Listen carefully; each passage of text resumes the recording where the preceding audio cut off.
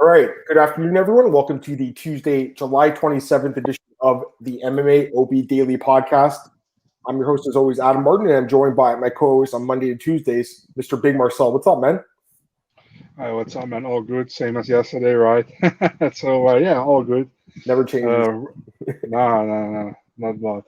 That's good. Yeah, so we have a card that's taken some hits. Last night, two fights got scratched. Sam Alvey was supposed to fight Roman Kopylov. That was actually the original co-main event. That fight was scratched because Kopylov couldn't get a visa, and then Shamil Abdurrahimov and Chris Dawkins fell off. I'm assuming it's a visa issue for Shamil. He just can't fight in the United States, it seems like. He gets pulled for every fight, Marcel. Am I right assuming it's visa issues or something else? But Shamila, I don't know for sure, man. But yeah, for Kopylov, it's 100% visa issues. So yeah. So it sucks that that's happened, but we still have 13 fights left, so hopefully nothing else gets scratched. But we had 15 at one point, and I was like, damn, that's a lot. So we have 13 to break down today, and we'll start in a second here. So just while I set up the card, Marcel, just give me your overall thoughts on what we have left of this card.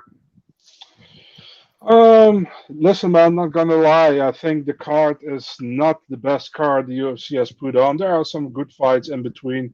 Don't get me wrong, man. You still got guys like Brian Barberina always comes to fight. You know, Mounir Lazzez is fun to watch. Trevin Jones, Ronnie Lawrence. Those are fun fights. You know what I mean? But it's like it's not really like appealing to the casual fan, I think, at all. You know, and with Bellator at the same time.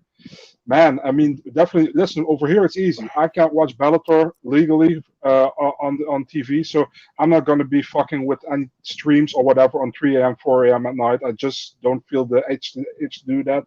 So it's like for me, it's just you. I'm watching UFC. We'll watch Bellator after it. So that's how I'm going. But I'm really curious how view is going to be when they release it. You know, I'm really curious. Yeah, my guess was they didn't want to go crazy with this card because Bellator is going head-to-head with them, and I do think Bellator will get some viewership because that Pitbull McKee fight's a great fight, so it'll get some viewership. But I still think that this card's going to draw more viewers though overall. More people know what the UFC is than Bellator. It's true. We're not here to talk about ratings and stuff. We don't care about that. We just care about the fights. So let's get into them, Marcel. Mm-hmm. We're going to start with the first fight of the night. Coordinate topology. Is this correct? Orion Cossie versus Phil Rowe. Is that correct? That's the first fight? Perfect on topology. Perfect. There we go. Guys, I got to tell you, I'm looking forward to this one. We got a middleweight bout between Orion Galaxy Cossie, Phil Rowe, and right now the odds for this one, Orion Cossie minus 150, Phil Rowe plus 130. Man, give me your thoughts on this one because I actually think this is going to be a great fight. What do you think, man? I think as well, man. I think I was super impressed with Orion Cossie, man, that he won that fight against Matt Dixon because Matt Dixon was like, I think a huge favorite to win a contract to go to the UFC, right? And he didn't do it. No, it was a good finish by Cossie in the third round. I think Dana had some issues with him with a glove touch or whatever it was, or I don't know exactly what it was that he didn't wanted to go for the finish at first, and then he went for the finish, and they forgive him. I don't know exactly what it was anymore. It wasn't either way. It was stupid from Dana's side because he looked good. Phil Rowe. Yeah, man, I think Phil Rowe, he fought against Leon Shabazian, right, in the Contender Series, where the brother of Adman didn't look great. I think I can't recall the fight, but I know it was 1-1 going into the third, and then the third he finished him pretty quick because Leon gassed heavily in that fight. After that, the Gabe Green fight, I honestly think he won that fight, Phil Rowe, in my opinion. Maybe you disagree with me. I think he won that fight. Yeah, it's a hard fight to pick for me. I think it's a really close fight, but overall, the Cossie win against Dixon is good, man. You know, I know Dixon didn't do bad at all in the first round, but I think that win was good. You know, in my opinion. And Phil Rowe, he's very, how do you say that? I can't get the word. I'm sorry, guys, but he's very on the ground. How do you say that? Very green. Yeah, that's not. I really what I want to say. But inexperienced. Yeah, he looks kind of inexperienced. Yeah, but I don't know, man. I think it's a pretty close fight going with Cossie, but I wouldn't put my money on it. I see your comments, guys. Give me a sec. Let me break down the fight, and then I'll get to the news there. Yeah, so I love this fight. I think it's going to be a good one. So here's the thing. So Phil Rowe has like all these good things about him, right? Because he's so long and tall for this division, and that's why I picked him against Gabe Green. But you know, the problem with this guy is his chin's not very good, guys. I've seen him get dropped in both his fights now against Leon and Gabe Green. And I watched some of the regional scene fights that he had. He got knocked out bad there too. So I don't trust this guy's chin at all. Here's the thing about Kossi. I think that he's going to lose to good wrestlers. We saw that against Dixon. He was getting completely out-wrestled. But this dude's super tough, super durable, has a huge heart. And I've seen multiple times where he's come back in the third round, knock guys out, and he does have a lot of power in his hands. I like Kossi here, guys. I really do. You know what? I didn't think I was going to like him as much as I did. Watching this guy's fights, go on YouTube and watch his fights. He's a very impressive young fighter. I enjoyed watching this guy fight. He's a Team Alpha Male guy. I think he's going to show up in great shape, and I think it's going to be a great fight, man. Phil Rowe looks like he's in great shape, too, on his Instagram. So both guys are training at good camps. Rowe's at Fusion XL, Kossi at Team Alpha Male. I like Orion Kossi, man. I like his nickname, too, Galaxy. It's pretty awesome. All right, I got to get these comments because this is true. Unfortunately, I just checked myself. Lazzez is out of the fight with Niklas Stoltze. So they just lost it. Yeah, it's true. So very unfortunate. And yeah, I'm looking at Instagram right now, so that is unfortunate news. Sucks. Jose, what's up, man? We could, you know what? We could break down that fight later on, anyways. But I mean, right now, that's fight's not going to happen. Apparently, he's a late replacement. John's calling you the GOAT of breaking fight announcements for the most part. But apparently, he didn't get this one in time because this came out an hour ago, Marcel, and you missed it. No one sent it to you. Why the UFC didn't give Dawkins a late? I agree with this guy. I mean, they could have just found someone in Vegas, some heavyweight. I'm sure they could have found someone. You know, that guy wouldn't even have to cut weight. Don't trust this guy's chin. I really don't, though. Phil Rowe's been dropped in both his fights. He's been dropped twice against Gabe Green, once against Edmund. And again, in his first fight in MMA, he got knocked brutally out, too. I just think this guy can't take a shot against a guy like Kossi with – like, this guy definitely has power in his hands, guys. I'm telling you, he's not the greatest fighter because his wrestling is questionable, defensive wrestling, but the heart, the toughness, the cardio will be better, I think, in this fight. I do think he finishes Phil Rowe probably – like maybe second or third round, late finish again. By the way, Shamil was in Vegas last week, not Visa. Okay, good point. I don't know why it didn't happen then. That sucks. Why these Visa issues happen close to fight day? My guess is like a lot of them fly in like, you know, like the Sunday, Monday of the week, and then they find out that they can't get over, I guess, like that day. And sometimes these things come down to the last second. I remember a few years ago I went to Brazil to cover a UFC event. I didn't get my visa literally till the day before I had to go. So sometimes these things do come down to the last second, unfortunately. And I was like up on the fence. And I was just a journalist. Like the fighters, I can't even imagine how stressful that is, not knowing, you know, if your fight's gonna happen. But yeah, Mounir is out, unfortunately, guys. So it's really crappy. All right. Anyways, Marcel, let's go to the next fight because I want to keep going on these fights, guys. We still have 12 fights left. All right, Trevin Jones, Ronnie Lawrence. This is a good fight too. You know, we said it wasn't a great card, but they actually are starting it off with like two really good fights. And right now we got Ronnie Lawrence minus 150, Trevin Jones plus 130. Your thoughts, man? Yeah, man, I'm actually kind of upset that Ronnie Lawrence is the favorite here because I want to pick him, and I want to pick him as an underdog. So, yeah, Ronnie Lawrence, he looked good so far, man. In the UFC, he looked very solid in the Contender Series against that fight against Jose Johnson. Man, sorry, man, my fan is like really annoying. I think he looked great against Vince Cachero, got the late finish. I think that was the only finish on that card. Was really, I don't know which card it was anymore, but it was not the best fight card of the year. Definitely not. He was I think he was the only finish on that card. Now fighting Trevin Jones. It's actually Jones is a late replacement for John Castaneda. Jones was actually supposed to fight this weekend or last weekend against Tony Kelly. So he's stepping in now to fight Ronnie Lawrence. The thing is, I think stylistically, I think Jones got the knockout power. We saw that, you know, in this fight so far. But stylistically, it's a bad matchup, I think, for him. I think Ronnie Lawrence will probably take him down and trying to grind him out or either finish him with punches. You know, that's what I expect. Can he knock Ronnie Lawrence out? Yeah, there's a possibility for sure. Should you bet him? Maybe, you know. But I'm going with Ronnie Lawrence. I think Lawrence wins the decision here. I love both guys, man. I'm really high on both guys. I hate when this happens, like when two guys I love betting on fight each other. Like I bet on both of them in the last fights. These guys are both impressive, man. You guys have seen them fight. Ronnie Lawrence, like you talk about like a guy who's a stud wrestler. I mean, he's right there. Like he had 12 takedowns in his Contender Series fight, and then he had 8 more in his UFC debut against Cachero. Now, the competition wasn't the greatest. That's what I'll say. But he's been destroying these guys. I've been impressed with him, man. I mean, the wrestling is there, the cardio is there, the output's there, everything's there. I mean, the guy is very impressive, but the one thing I did notice is he does leave a lot of holes in the feet, man. Trevin Jones is a big puncher, guys. You know, on my end too. And Trevin Jones is a very good wrestler too. He's very good defensively wrestling. Stopping takedowns. There was one fight against Otsuka that he did get taken out early, but eventually wore him out. And once the guy gassed, he choked him out. this dude, for as much muscle as he carries, he doesn't really gas. He's got good gas tank. I think he's the better striker in this fight by far, and I think that he can keep it upright for a lot of the time too. So while I do expect Lawrence to get some takedowns, I think Jones is going to make it tough on him and bounce back up a lot and land the harder strikes and win this fight. So I'm taking the underdog in this one, man. I'm taking Trevin Jones, man. I'm going to go with him again. I love this guy, man. He's an underdog again, Marcel, so I got to take another shot in this dude. Jose said he was looking forward to Dawkins and Shamil. So was I, man. I did all the tape study for it. I was looking forward to talking about it with you guys. It sucks. And I think they're going to be scheduled, but we'll see. Lawrence's chin is sky high. I agree. I agree with that. That's what I saw too, man. He's good. Don't get me wrong. It's just when you're getting to this level of sport, these guys are such good prospects. You have to look for the little things that are the differences. And to me, I just think that Jones has really good wrestling, and I think it's underrated, and I think it's going to be okay in this fight. I know Ronnie Lawrence is a good wrestler too, don't get me wrong, but I think Jones is going to be able to surprise some people. And he's a black belt in jiu-jitsu too, guys. Like, he's not a scrub on the ground. He's really good in the ground. He's physically strong. He trains in Vegas. I think he's going to be good to go in this fight. I'm going to take a shot on the dog in this one.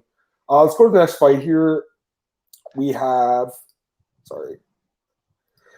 too far back. All right, we've got Ashley Yoder and Ginyu Fray. Now, I'm not going to lie, this is not the most exciting fight. So if we can get through this one quick, I'm fine with that. You got Ashley Yoder minus 135, plus 115 for Ginyu Fray. What are your thoughts on this one, man? I would say pretty evenly matched, but I think Ashley Yoder is stronger than Ginyu Fray. I think Ginyu Fray isn't.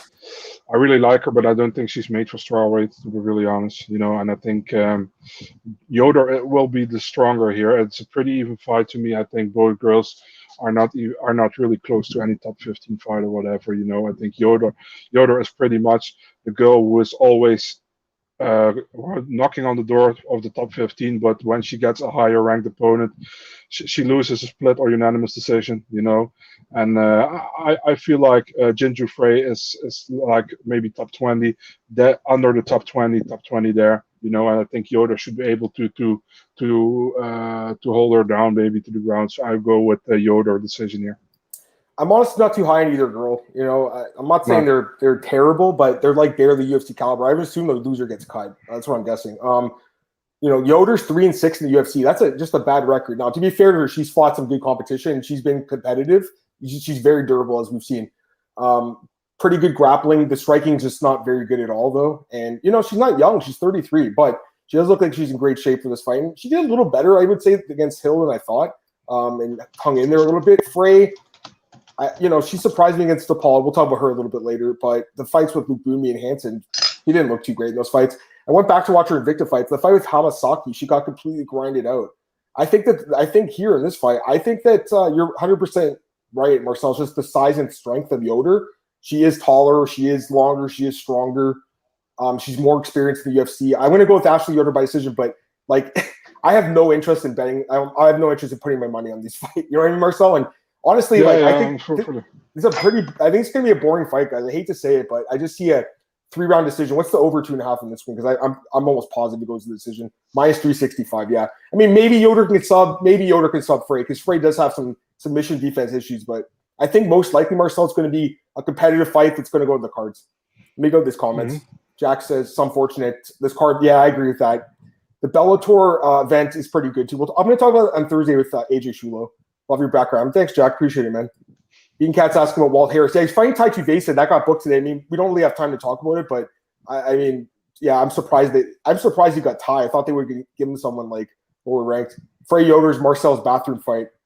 Well, I mean, you're gonna have 15. Actually, you'll have 18 minutes, right, or 17 minutes, I guess. You're gonna have the 3 5-minute rounds and the 2-minute breaks. So that's enough time to do your business, I think, right, Marcel?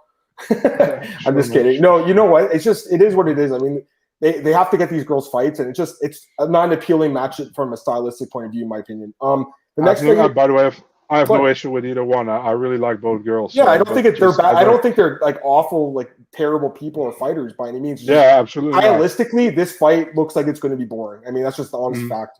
It just looks to me, after watching them fight, and we've seen them fight, guys. They're both grinders. It's going to be a grindy type fight. Danny Chavez against Kaikamaka 3. Kaikamaka 3. Marcel took it on short notice, and this fight is close, man. It's a pick 'em basically. The sports books look like Kai is a slight favorite, minus 115 and minus 105. So very, very close odds here, guys. Give me your thoughts on this one, man. Both guys have a win against TJ Brown. I don't care what the judges say. Kaikamaka won that fight. So, yeah, I think, I mean, Kai looked good in Bellator, and then I don't know where. I was actually surprised Bellator didn't sign him. He went to LFA and then got signed by the UFC. Looked amazing, I think, in the fight against Tony Kelly. Kelly looked not that bad himself. Was a fight of the night performance for both in their debut and the first fight of the night of that card, which is impressive. After that, he lost to Jonathan Pierce, which I didn't expect, to be honest.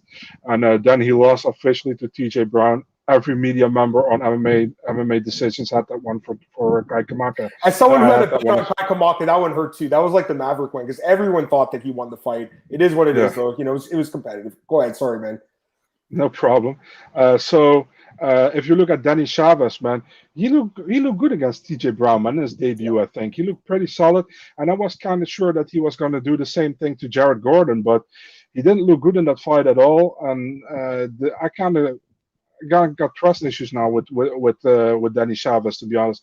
Was supposed to fight Doo Ho Choi, gets Kaikamaka now, and I still think Kaikamaka has some good upside in this division, man. I feel like Kamaka can win this fight. I would go with a decision for Kaikamaka. Yeah, no, I think he's can do it too. I mean, it is short notice. That's the only thing I'm concerned about because he took that JSP fight last year on short notice and gassed out so bad in that fight. That's the only thing I'm worried about. But he looked like he had a much improved gas tank in the last fight. The guy's been training hard in Vegas. He looks like he's good to go. I'm the same with you. I thought Chavez would beat Gordon. I remember betting on him and just being really disappointed in the takedown defense. And it was shocked me because against Brown, he showed good wrestling. It wasn't there against Gordon. If Kamaka, I think, pushes the pace, goes for wrestling, which he does in his fights, and I think, the striking, I mean, it's going to be pretty competitive. I think Chavez, probably the kicks are a little better, but Kamaka, the hands are better. But I think Kamaka, he's just a lot younger, Marcel. He's 8 years younger. He's like the longer guy too. I think there's a little bit more upside here with Kaikamaka. So I'm going to go with Kaikamaka too. But the short notice is the one thing that does give me a little bit of pause, just because again we saw him fight JSP last year. He gassed out, and that guy JSP is not that good, honestly. Chavez low output would be interesting if Kai pushes the pace. That's what I think is going to happen because again Chavez, he does have those nasty like calf kicks, but you haven't seen them that much. And to be honest with you, like there's not a lot of footage on him. There's a few fights, but not a ton. It's just hard to get a great read on him. But against Gordon, I'm with you, Marcel. When that kind of fight happens, it just really disappoints me. I can't pick the guy and back him. All right, how about this one? Chris Grootsmocker taking on Rafa Garcia. And Garcia is one of the biggest favorites in the card here, Marcel. Minus 270, plus 230 for Grits. What do you think is going to happen here? Yeah, Chris, please don't tag me on Instagram, Grootsmocker. He's back. 2 wins in the UFC so far against Abner Loveras in the Ultimate Fighter finale, 6 years ago, and against Joe Lozon 3 years ago. I still don't know what to think about the dude. You know what I mean? He is like that kind of odd fighter in the division that they pull out sometimes to fight somebody, and I still don't know what to think about him. Sometimes he looks well, but most of his fights, I'm not really that impressed. If you look at Rafa Garcia, I saw many fights of him in Combate. He's a good fighter. He's like a Mexican zombie sometimes. He just walks forward, takes some damage, but he looks good in most of his fights. He debuted against Nasrat Akbaras. I think that was on short notice.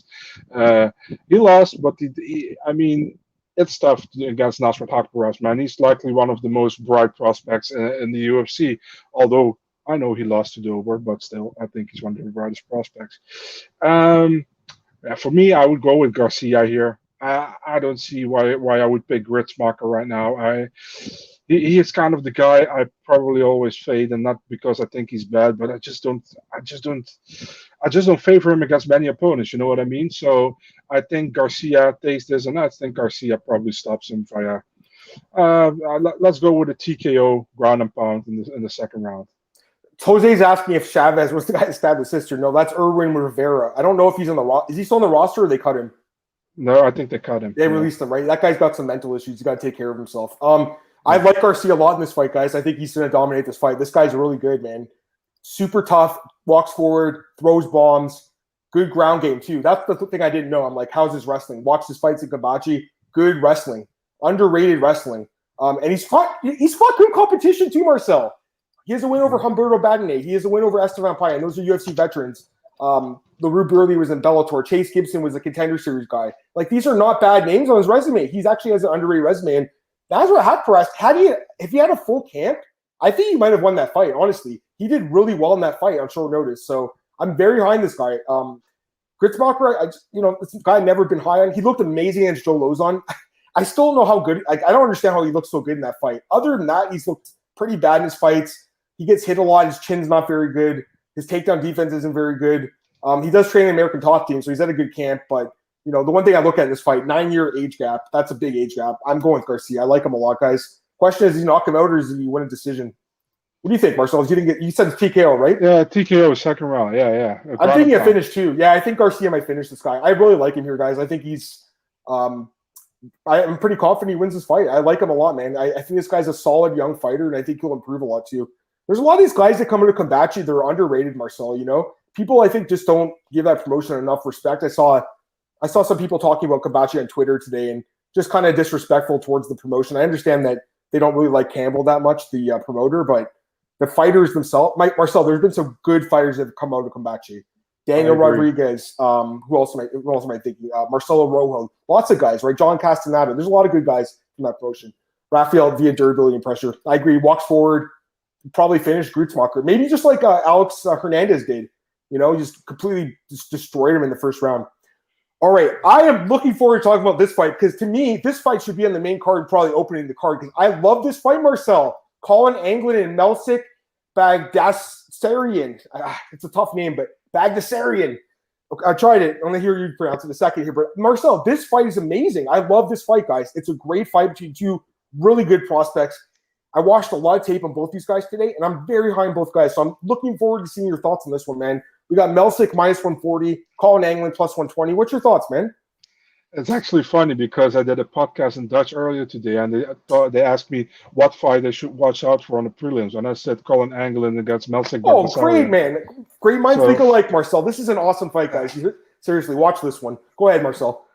Yeah, absolutely love this fight, man. I mean, if you saw Colin Anglin at the Contender Series, one of the best fights against Muhammad John Naimov, I think, last year. He got the contract. This was, in my opinion, a fight where the UFC could offer both guys a contract. That's how good I think that fight was. Anglin was supposed to make his debut in February against Sung-Woo Choi. He pulled out. Now he's making his debut against Melsik Bagdasaryan. I mean, he fought in the regional scene, and guy has power, man. He knocks people out. He looks very good in what he does. Now fighting Melsik Bagdasaryan. Bagdasaryan, I've heard about him for a long time because, for example, you know him as well, Gabe Killian. He said to me, he's really good, and I on him back I could find. And dude has sick power, come forward, looks very good, his striking is very good. I also think he won some K1 or Muay Thai tournament before he went to MMA.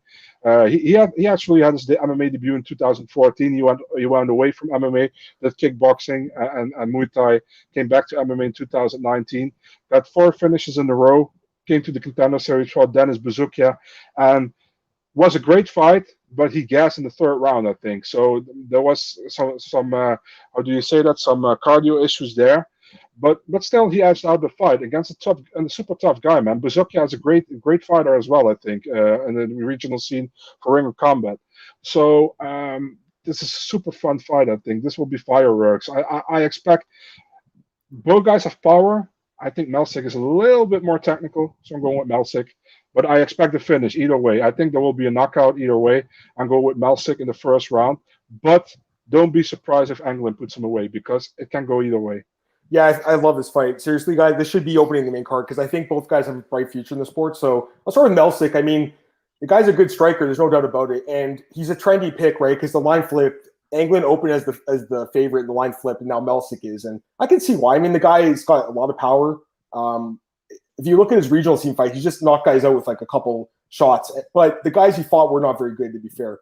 Against Bezukia, he did well. I mean, he won the fight, but Marcel, he did gas out, and he couldn't finish a guy like that. And that guy's not great either. So that does concern me, man. It really does concern me, that fight. I got to talk about Anglin here. So my initial thoughts were that I was going to really like Melsik just because I'm like, damn, this guy's striking is good. And again, you can watch his fights on YouTube in kickboxing and stuff too. The guy's very technical on the feet. I agree completely, Marcel. But Colin Anglin really surprised me, man, when I watched him. I really like this guy's game. He's, to me, the more well-rounded MMA fighter. And this is not kickboxing, it's MMA. That's why I'm going to pick Colin Anglin as an underdog. I think he can win this fight, guys. I think he can out-tough this dude, Melsick. He can take shots. He's never been knocked out. He's a very tough young guy. He trains at a good camp. He's training in Denver, Colorado. I think he's at Factory X with those guys. So he's at a good camp. And, I mean, the guy, to me, he was very impressive on the regional scene. He's fought, not great competition either, but, he's looked good. He's been in LFA and he's fought for some contender series, obviously. I just like the guy more than I thought watching his fights because I didn't remember the fight from last year. So I watched it again today, Marcel. Then I went on Fight Pass, all of it, there's 4 or 5 of his fights. You guys can watch them too.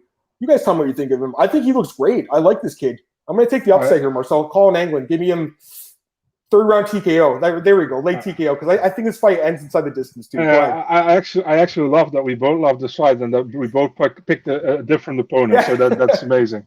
It's close. Don't get me wrong. I'm not run to the window and throw money on the dog. Just because he's a dog doesn't mean I'm super, super, super confident. But I lean towards Anglin a little bit. I think that it's MMA. It's not kickboxing. I think he's the better wrestling. And the guy's super durable. So I think if he survives the first round, he'll win the fight. That's my prediction, Marcel. I think that's a good prediction.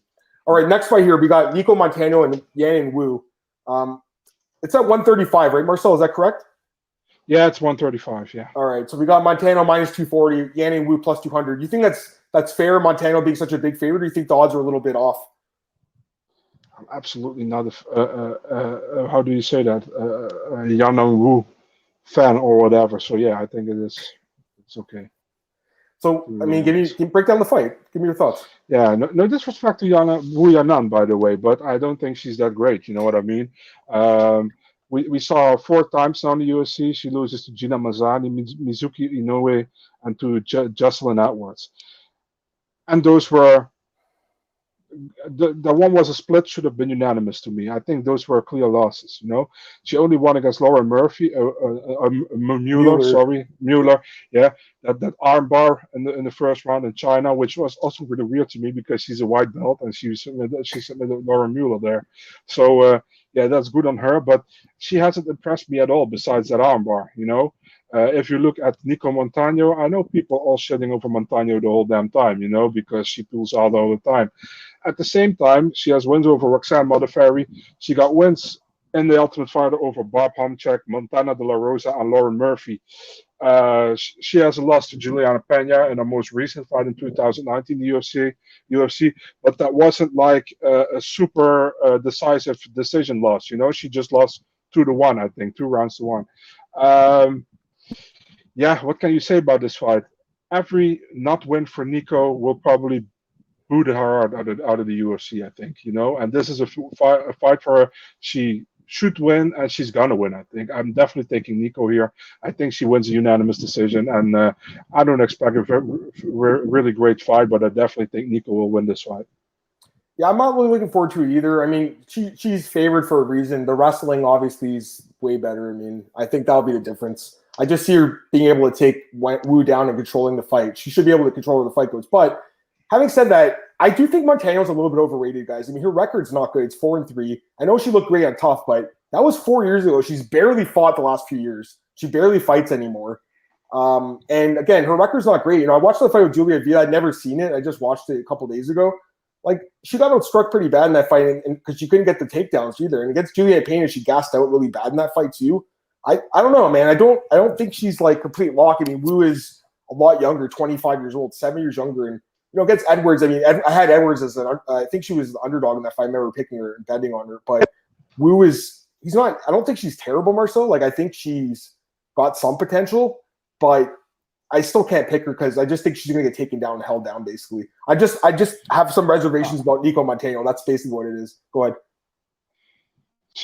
Wu has 1 win over, or 1 solid win on paper over a fighter with a winnable record. I'm not counting the 1-0 Bo Meng. It's Lauren Mueller, The others are all 0-2, 0-3, 0-5. I mean, to be fair, Nicco Montano has 1 win as a professional against Roxanne over a 500 fighter. The other girls are 1-0, Dobson and Milanowski. I'm just saying, I like Montano. I mean, she looked good in the show. She won those fights in the show. And I was very high on her, Marcel, but she's barely fought. She's fought Since winning the show, she's fought once. She hasn't fought in 2 years. You know, she got. I remember she fought on the same card my sister got married in. That was a long time ago. You know what I mean? Like I remember being at her wedding. That was 2 years ago. That was the same night that Jermaine knocked out Aspen Ladd. So that was a long time ago, guys. I mean, to me that's a long layoff, and a 2 year layoff is just. I don't have a lot of interest in betting on this fight, but I know Borgen likes Montano and Garcia. I like Garcia. I feel better about him. But you know what? She should win with the wrestling. So I'm not saying don't bet on her. I think she'll win the fight. But just that I think there's some better spots in this card, personally. Nicco by submission.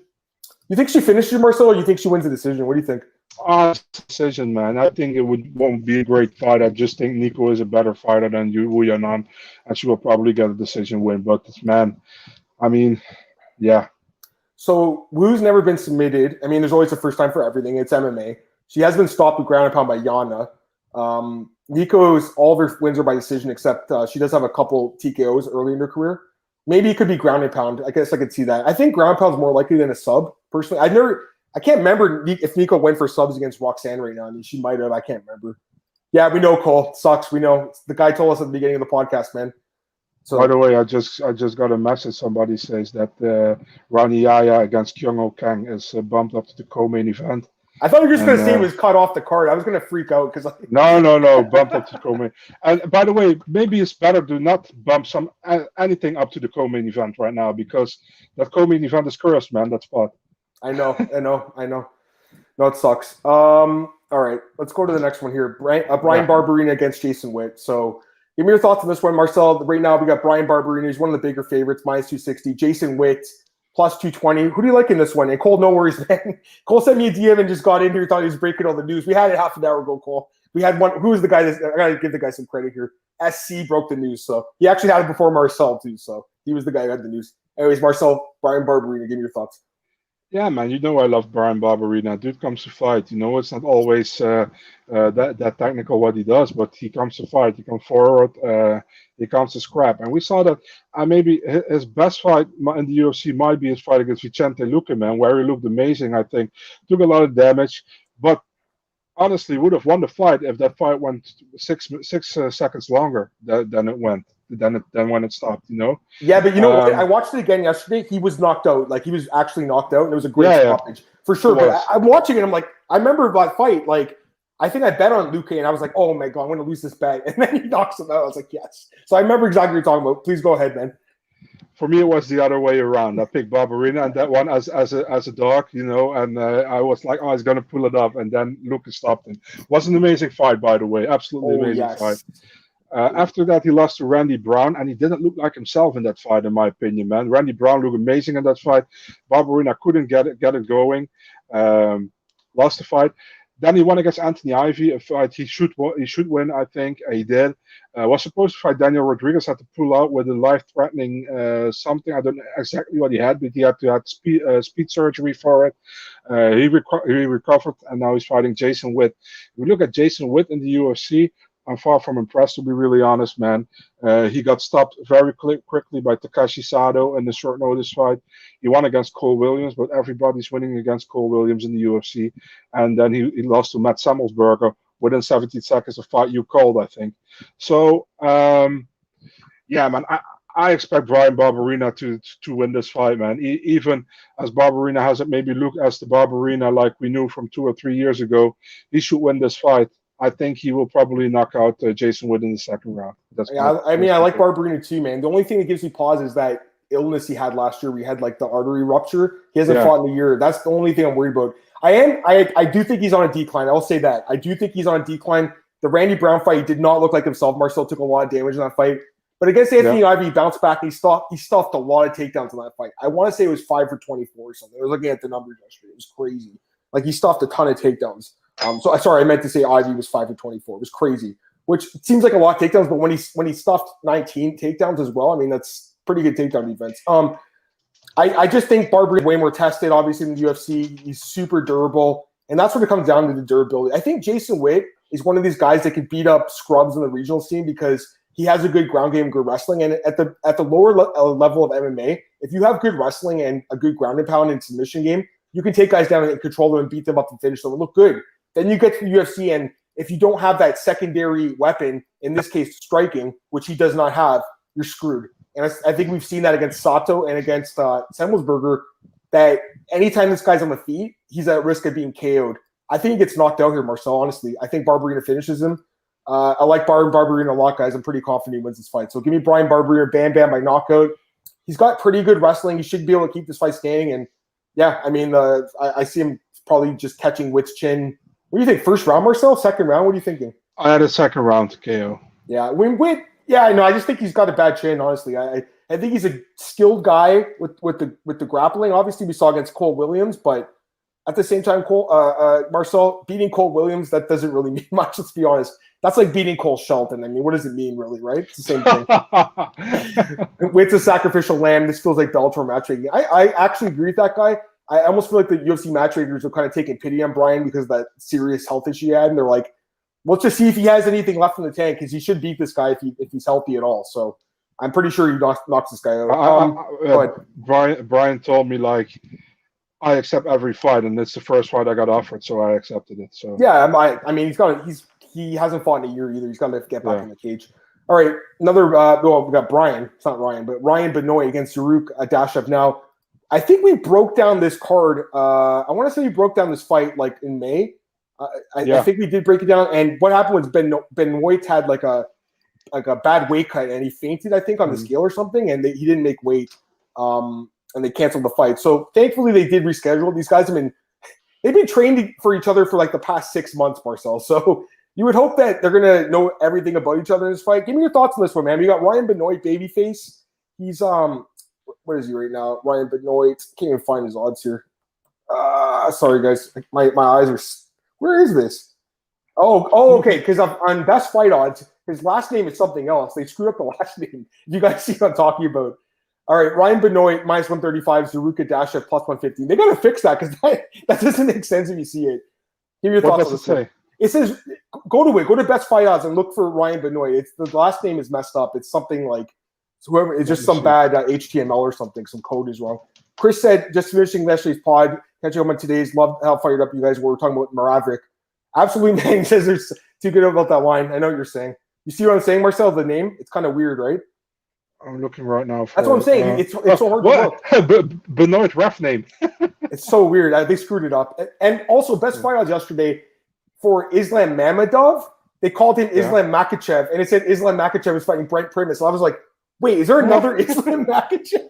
And then they fixed it. They corrected it. So I was so confused for a sec. They can get Stoltze in the opponent, not Dawkins. I know that sucks. Anyways, give me your thoughts. Benoit Adashev. Benoit small favorite. Yeah. So Ryan Benoit. You know. Dude just rubs me the wrong way all the time, but he's an okay fighter, you know. Last 2 fights, he lost a split decision to Alatang, and he lost a unanimous decision to Elliott in a fight he could have got the win to in as well, because that was a really close fight against Elliott, I think. Before that, he had kicked Ashkan Makhtarian into oblivion in 2017, long time ago. The thing why he rubs me the wrong way is like the fight with Sergio Pettis, where he kicked him after the win, and the Freddy Serrano, where he also did some really nasty shit in the fight. But he's on a 2-fight losing streak right now, fighting Zaruk Adashev, who's also on a 2-fight losing skip, I should say, not streak. Losing to Tyson Nam, knockout very quickly, and a loss to Samudurji in the 3rd round. He looked kind of better than the first 2, I think. But still, I don't know, man. Adashev is 3-3 in his career. This is loser goes home pretty much this fight, man. I mean, I have nothing against Adashev, and I'm not high on Benoit at all, but I'm just not going to pick Adashev in this one, man. I don't see it. I think Benoit has much more, much more experience, you know, has fought better fighters, has also looked better against those fighters. For example, the Tim Elliott fight, the last one, could have gone his way easily. Yeah. So I'm taking Ryan Benoit here. I think it will be a decision, but Benoit for me here. I don't think this fight should be on the main card. I think this is a prelim through and through, and I'm just very surprised that this is on the main card. But something like, for instance, Ronnie Lawrence and Trevin Jones, 2 great prospects at 135. That could easily be on the main card. But anyways, hard placement is arbitrary. Can't control that. My thoughts on this one, I mean, I was thinking, like, do my thoughts change at all in the fight now that Benoit had that horrible weight cut and it looked sick as hell on the scale? Not really. I mean, I think that was kind of a fluky thing. He's never really missed weight before. Obviously, he's not a small dude. Got some muscle and stuff. I just think you're right, Marcel, the experience in the UFC. And I thought he did beat Tim Elliott. Not that it's saying much, but, the guy's been competitive in most of his fights, even his losses. Yeah, that's it. The Brandon Moreno fight, for instance, he lost that fight, but he knocked down Brandon Moreno and almost won the fight. It was a split decision. That looks a lot better now, right? I remember the fight with Sergio Pettis, knocked him out, and he looked amazing in that fight. And for a guy at 125 pounds, he has a lot of finishing ability, Marcel. Like, he has huge power. Adeshev, I haven't been impressed. Who has been? The guys look pretty bad in the UFC, and the striking defense to me is a concern. He threw that lazy leg kick out against Tyson Nam and left his guard down, and Tyson Nam just countered him and put him out with one punch. I think the same thing could happen here. Benoit could knock him out. Benoit has power, and I think this guy could make a mistake and circle into his power. But if not, I think he probably wins the decision. I'm not again. It's not like a super confident pick because Benoit's a hard guy to bet on because he's always in these really, really close fights. But I just think the experience. I think it's overall MMA game's a little better, and that's why I would lean towards him. Jose's pissed that Dawkins didn't get a fight. So am I, Jose. I think it's dumb. Any update on Maribek Taisimov? He's back in the UFC or no? Is he on the? Yeah, he has an American visor now, but I don't know if he's back. I have no idea. All right, we got 3 fights left, and you said Kang and Yaya's co-main, so we'll do Gloria DePaula, Cheyenne Bays. Why is this fight in the main card either? It's weird how this is on the main card, but Ginyu Fray, who beat DePaula's in the prelims. Why? How come? Because Dana White lost Cheyenne Bays. He said it so many times. And Gloria DePaula is, let's say, easy on the eye. So why wouldn't they put him on the main card? Okay, so we got minus 160 for Cheyenne Bays and plus 140 for Gloria DePaula. So give me your thoughts on this one, man. Who do you think wins? Man, this is a pretty even fight to me, man. If you saw Gloria DePaula in her debut in the UFC, she looked good in the Contender Series. But, the debut in the UFC, she couldn't stop the takedown, She couldn't stop the takedown, and she was pretty much lost when Ginyu Fray kept her to the ground. If we look at Cheyenne Bays, she looked good in the Contender Series, same way. And then she fought Montserrat Ruiz, and she got in that headlock, and she couldn't come out. So for both girls, probably the best to keep the fight standing. Yeah, for me, 50-50. If I'm going with my gut pick, I think Gloria DePaula likely will win a decision. But man, I hear some split decisions screaming around me here, So it's just in the air. Split decision likely. I'm going with the Gloria DePaula. I don't have anything much more to add, to be honest. All right, so I think it's going to be a competitive fight for sure. So yeah. Both girls really disappointed me in their last fights. I thought they were both going to win, especially DePaula. I thought she was going to be Fray, and that was disappointing to me because I think that she does have some potential with the Muay Thai and the striking. It's very good, great clinch work, but she's way too willing to go on her back on the ground and stay on her back. And I hate that at this level of sport. It's like I really, truly hope, and her girlfriend's the same way, Mounir Brandon Silva. They're both the same way. They're okay with going on their back and fighting off their back. You can't do that at UFC level. It just doesn't work. You could be doing more. The judges very rarely will score the fights for you. So to me, that's an issue with DePaula, but the striking's still pretty good. My thing is, Cheyenne Bays looked so bad against Montserrat Ruiz. How the hell is she a favorite here? I just think it's wrong. I don't think she should be minus 170, minus 160. I see minus 190 out there. How? She was in a headlock for 50 minutes in her last fight, Marcel. She didn't look like she should be in the UFC at all. I'm taking the dog. I'll take the dog in this one too, man. I'm with you on this one. I like DePaul a little bit more. I'm not saying I love her in this fight because the takedown defense worries the hell out of me, but Bays is not an amazing wrestler. She's an okay wrestler, not amazing, but I can't take her after that last performance. It was so bad, Marcel, that I cannot bet on her or pick her against anyone. I can't. I feel the same way. How is she a favorite? I don't get it. Someone explain that to me. How is she minus 190 out there? That is crazy. Marcel, explain it to me. Yeah, it should have been a pick'em in my opinion. The pick'em fight, I agree. So their values on the dog. I'm with you completely. If Fray can out wrestle her, I assume Bays can. Maybe. Dude, she couldn't get out of a headlock. That's so embarrassing. Like at this level of the sport, that was like a schoolyard fight, guys. That was like two people fighting on the playground at school. I know that her husband got knocked out a few fights before, and mentally she might not have been there for that fight. That's fair. But, they're both coming off disappointing fights, but I'm more willing to bet that DePaula bounces back because I think she's kind of a savage with the striking, man. And I do think that, she's been training at the PI and stuff. She looked good. She looks like she's in good shape. Bays, I think, one thing I will say is I know that she used to train with Saif. I don't think he's with her with this fight because she's Extreme Couture now. But I know that Saif, obviously he was Fray's coach and they beat DePaula. by decision, so he knows the way to beat her. And I was thinking that was an angle, but she's not training with them. She's at Extreme now, so I'm not sure if he's even going to coach her here. And I don't know, man. I don't trust Shane Bates. That's basically what it comes down to. I can't trust someone, Marcel, who is literally in a headlock for 15 minutes. Like, I just can't do it. I'd rather even take the girl that's on her back for 50 minutes than the girl who's in a headlock, basically. All right, co-main event. The new co-main event, Kyung Ho Kang and Ronnie Yaya. I mean, this is not really a good co-main event, but it is what it is. It should be fun for what it is, while it lasts, because they're both talented grapplers, but this is not a showcase fight by any means. Minus 135 for Mr. Perfect, plus 115 for the veteran Ronnie Yaya. What do you think? Yeah, I'm honestly surprised that Kyung Ho Kang is the favorite here, man. Let's be honest. Ronnie Yaya has much more experience, has much better names beaten than Kyung Ho Kang. Listen, man, I like Kyung Ho Kang. I think he's a good fighter. I really like to watch him fight. He got one loss in his last 7 fights in the UFC, and it was against Ricardo Ramos, a split decision. Last 2 fights were 2 split decisions. I mean, he's winning against the guys I expect him to win against, But this Ronnie Yaya, dude is a wizard on the ground, man. He's really good, and he's almost non-finishable. I think the last time he got finished was against Benavidez, and it was in the WEC more than 10 years ago. So this dude is very durable. If you get with him on the ground, 9 out of 10 times you're fucked. And that's just how it is. And do I think Kang is a better ground fighter? I don't think he is, to be really honest. Is he younger? Yeah, he's younger. Is he taller? Yeah, he's taller. Does he have more reach? Yeah, he has more reach. But I still think the Kang's strength is on the ground, and Yaya's strength is there as well. So, and Yaya's strength will be better on the ground, than Kang, I think. So I'm taking Ronnie Yaya in this one, man. Will he finish him? Maybe not, but I'm taking a decision win for the Brazilian. There you go. Yeah, it's an interesting fight because, like you said, I mean, they're both going to want to grapple, right? And normally you don't want to grapple with Ronnie because on the ground, I mean, he can submit you with anything. The guy's amazing, and he's been fighting for a long time at the highest level of sport, Marcel. I remember fighting WC in the late 2000s. He's still fighting like high level guys. Like, he's a very underrated guy, I think, and it doesn't get as much respect from fans and media as he should. And he's a guy that has had a great career, I think. But he's getting up there in age a little bit now.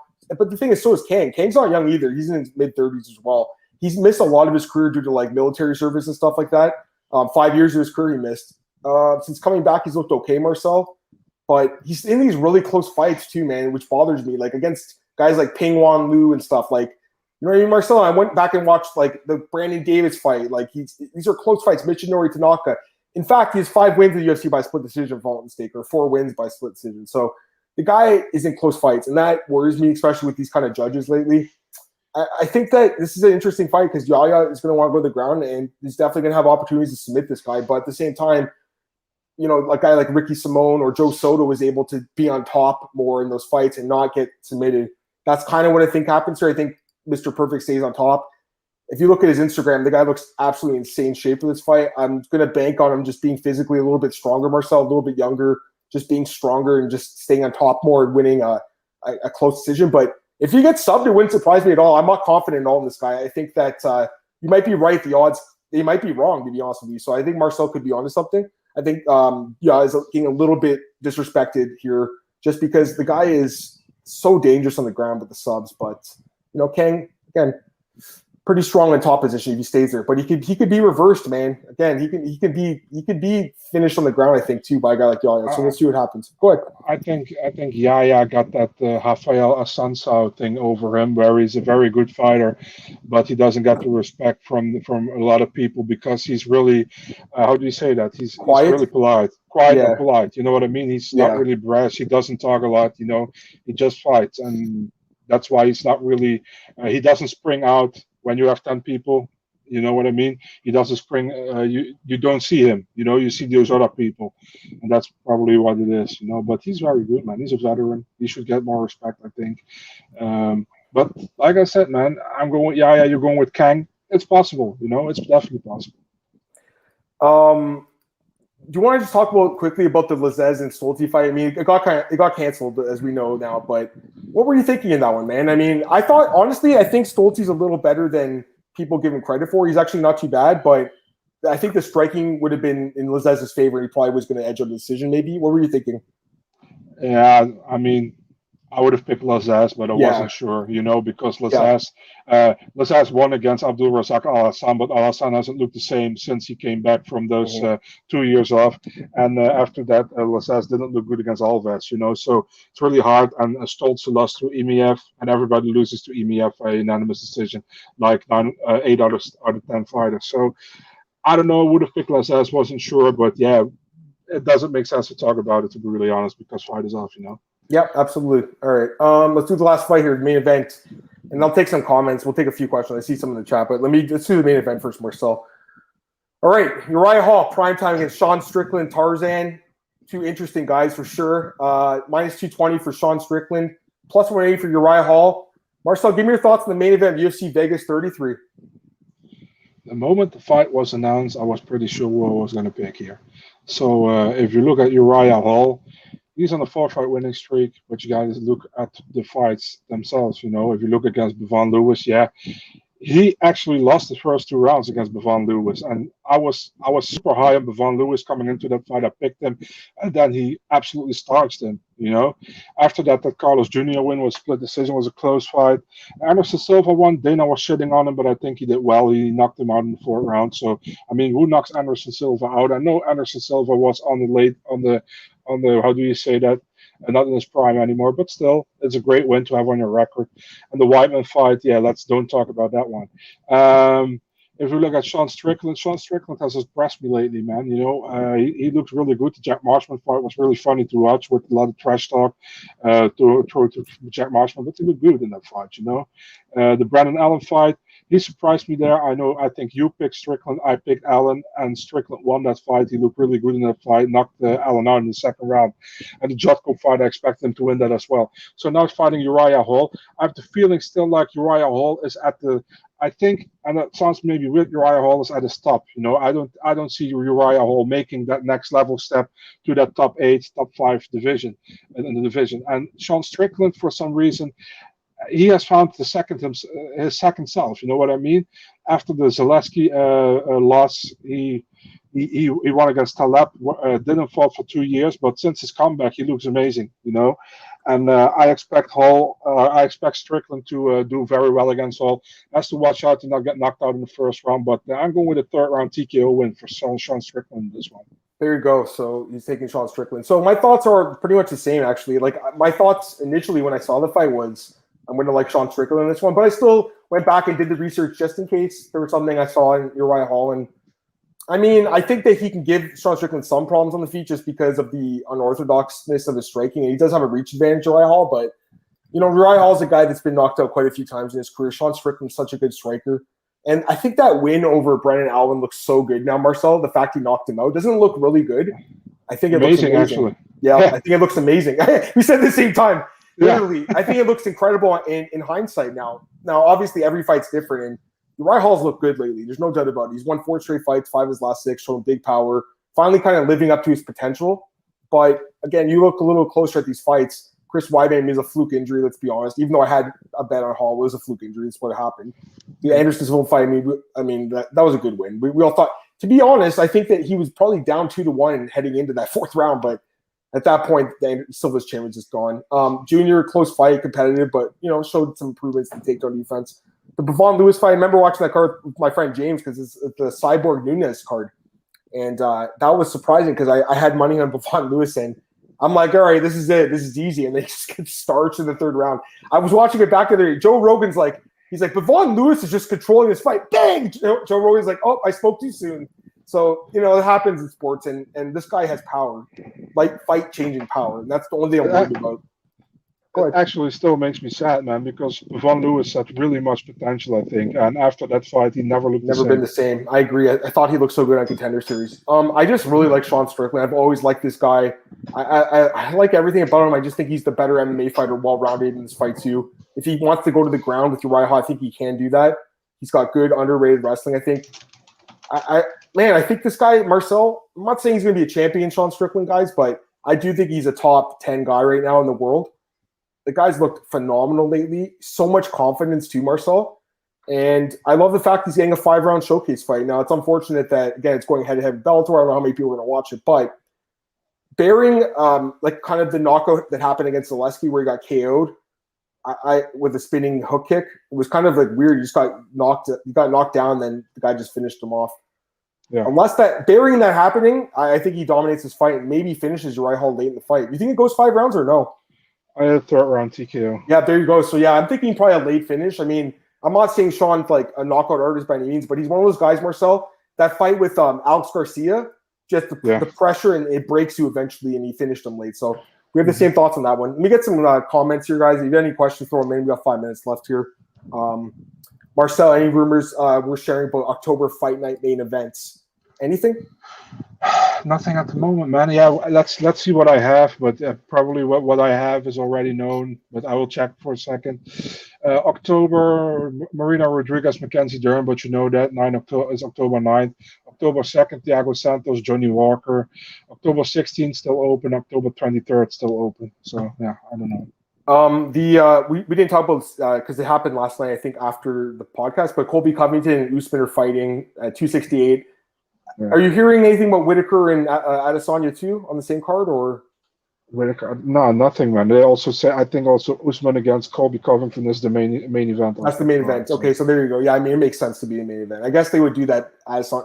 Maybe he'll do it in December, but maybe he'll come back next year. I don't know. He fought twice this year, right? Adesanya. Yeah. I know he wants to fight again though, so maybe they'll get him on the card. What they want to do is have like all those teammates together, right? Like all the Australian guys, I think, and New Zealand guys.